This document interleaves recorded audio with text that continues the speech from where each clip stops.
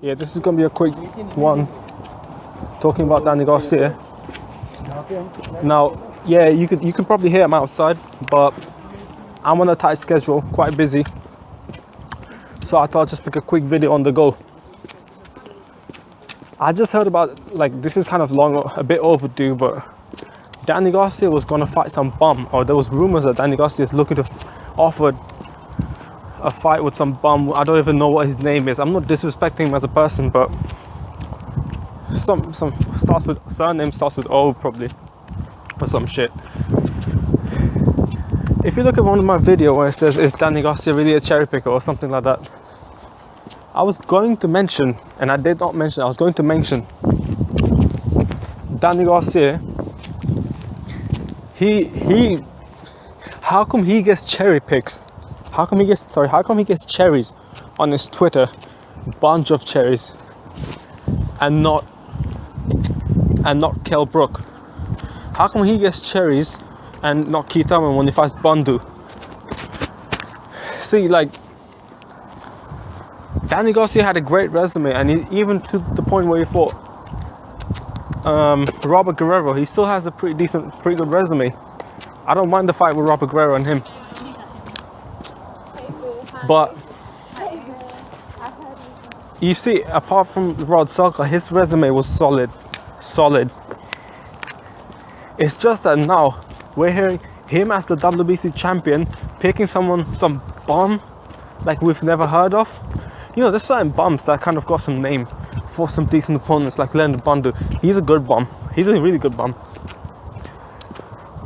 The crazy thing is, Danny Garcia, like, it's crazy because I expect Danny Garcia to pick some shitty fighters to kind of piss people off, and he's doing that. This is a smart move because I don't think Danny Garcia is scared. He himself is scared of fighting top oppositions. His pop might be, but do you remember when he said, "What's the point of fighting all these top fighters, elite fighters?" Like, remember talking about Keith Thurman and Sean Porter, and Angel Garcia said, "What's the point of fighting all these fighters when you can find a fighter Rod Salka?" He basically said that, and you know that you get an impression of what their motive is. He was talking about, then later you can make it a big fight. I think Danny Garcia will do this, get some haters, get some attention of fighting bums, and when he finally fights like a Keith Thurman or Sean Porter, people will tune in, and Garcia will become the underdog despite being the WBC champion. Of course he's going to be the underdog.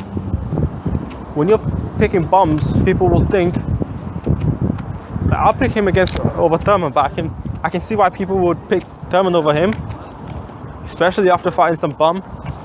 If you're fighting bums like Salka and you're continuing to fight bums here and there, people will think you lack confidence in fighting this elite opposition.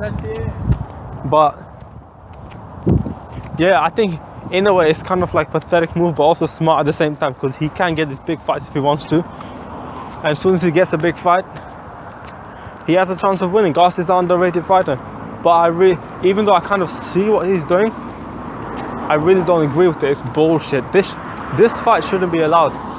When he said, "What's the point of?" When Angel Garcia said, "What's the point of Keith Thurman and Sean Porter fighting when they can fight a Salka?"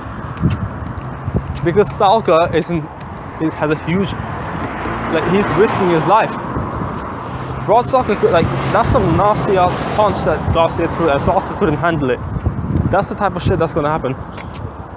It's a bullshit fight, man. I hope he doesn't pick that type of fighter.